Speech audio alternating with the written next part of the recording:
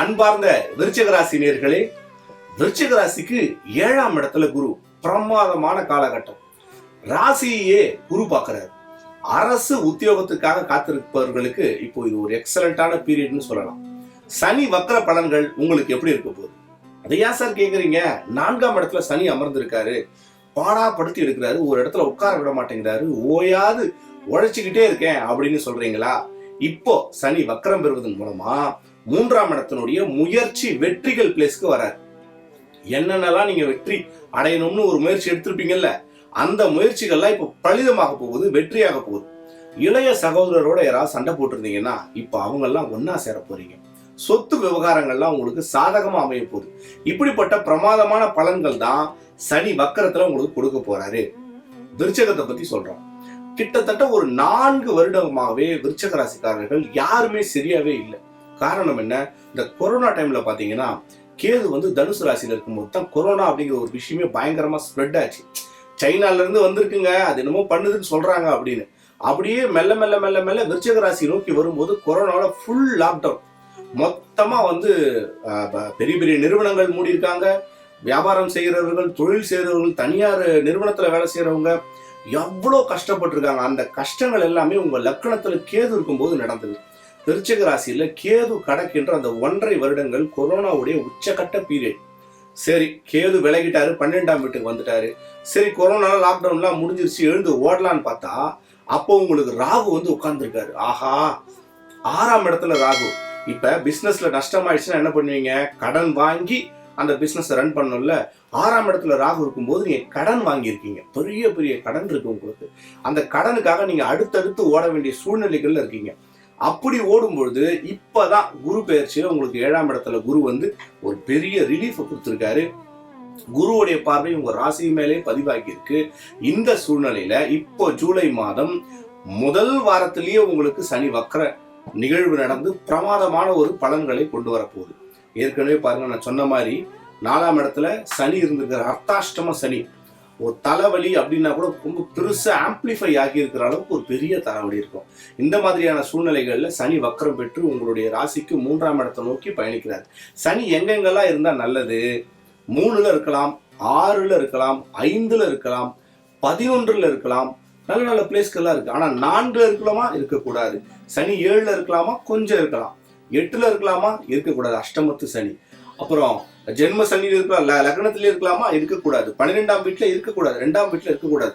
அப்போ விருச்சிக ராசிக்கு 1, 2, 12, 4, 8 போன்ற இடங்கள்ல எல்லாம் இல்லாம இப்ப வக்கர டைம்ல உங்களுக்கு 3ஆம் இடத்துல இருக்காரு. பாருங்க, இப்போ நீங்க வந்து ஒரு புதுசா ஒரு பிசினஸ் பண்றீங்க அப்படின்னா கண்டிப்பா வெற்றி அடையும். ஆனால் அந்த பிசினஸை வந்து பார்த்து பொறுமையா வந்து நீங்க ஹேண்டில் பண்ணணும். எப்படின்னா, வயது முதிர்ந்தவர்கள் இருப்பாங்கல்ல, அந்த பிசினஸை பத்தி நல்லா தெரிஞ்சவங்க, அவங்க கிட்ட போய் கேளுங்க.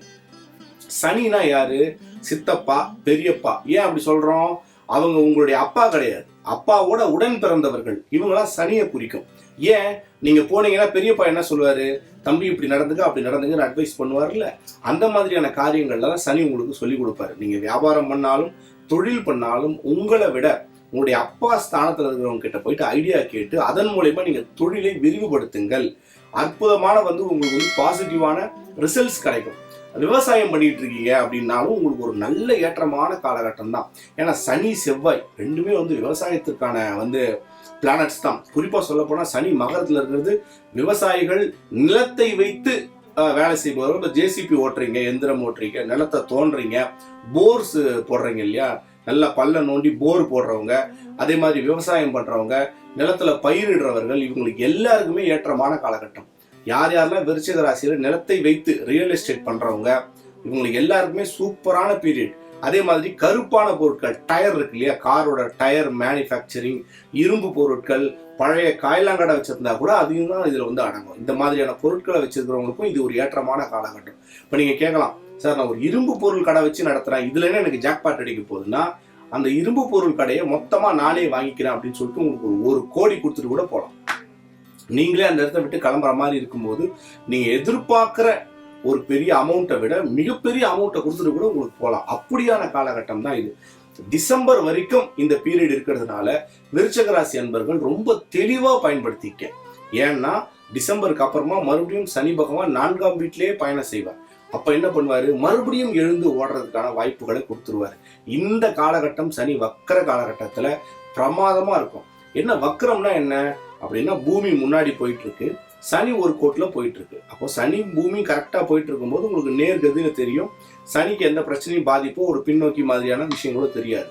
ஆனா சூரியனை சுற்றுகின்ற பூமி சற்று வேகமாக சுத்தும் பொழுது அந்த டைம்ல உங்களுக்கு வந்து சனி பின்னோக்கி வக்கரம் பெற்று பின்னோக்கி நகர்ற மாதிரி தெரியும். அது ஒரு இல்யூஷன் மாதிரி தான். அந்த மாதிரியான சமயம் தான் நம்ம வக்கரம் அப்படிங்கிறோம்.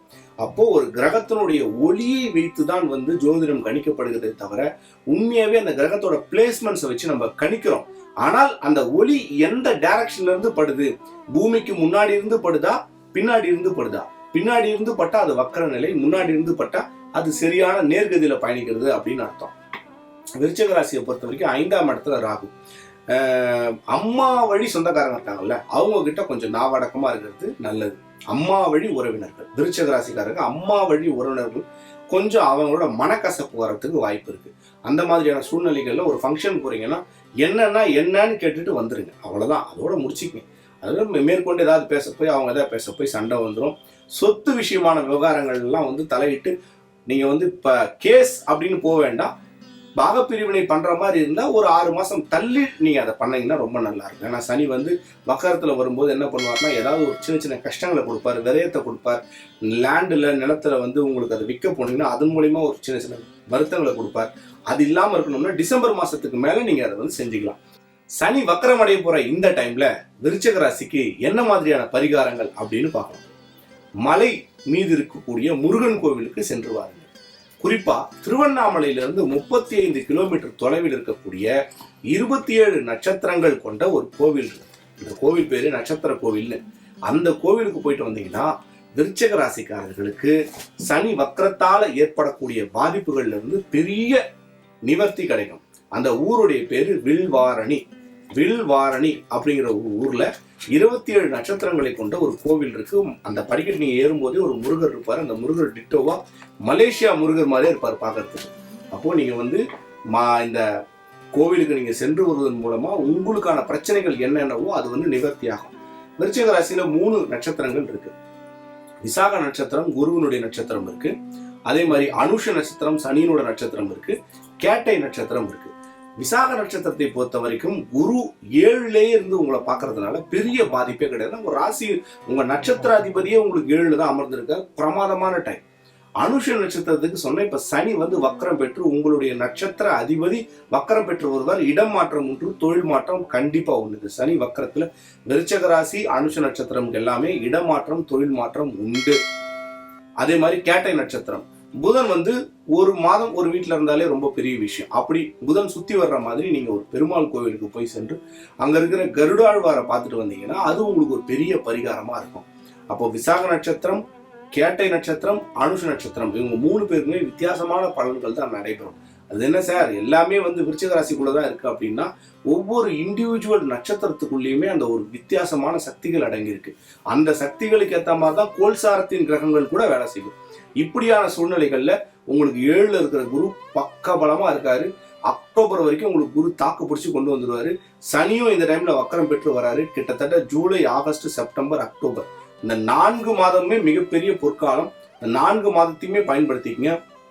காலையில எழுந்து நடைபயிற்சி மேற்கொள்வதை வழக்கமா வச்சுக்கோங்க. மூளை ரொம்ப சுறுசுறுப்பா இருக்கும். சனி மந்தன்னு சொல்லுவாங்க, ரொம்ப ஒரு சோம்பேறித்தனமான கிரகம். அந்த கிரகத்திலிருந்து நீங்க பிடியிலிருந்து விடுபடணும்னா எல்லா ராசிக்காரங்களுக்குமே இதுதான் பரிகாரம். எந்த நீங்க தனுசா இருக்கலாம், மேஷமா இருக்கலாம், மிதுனம் என்னவா இருந்தாலுமே சனியினோட பிடியிலிருந்து வெளியில வரணும்னா ஒண்ணுமே இல்லை. நீங்க சனியில மாட்டினமா போய் ஒரு இடத்துல உட்காந்துங்க.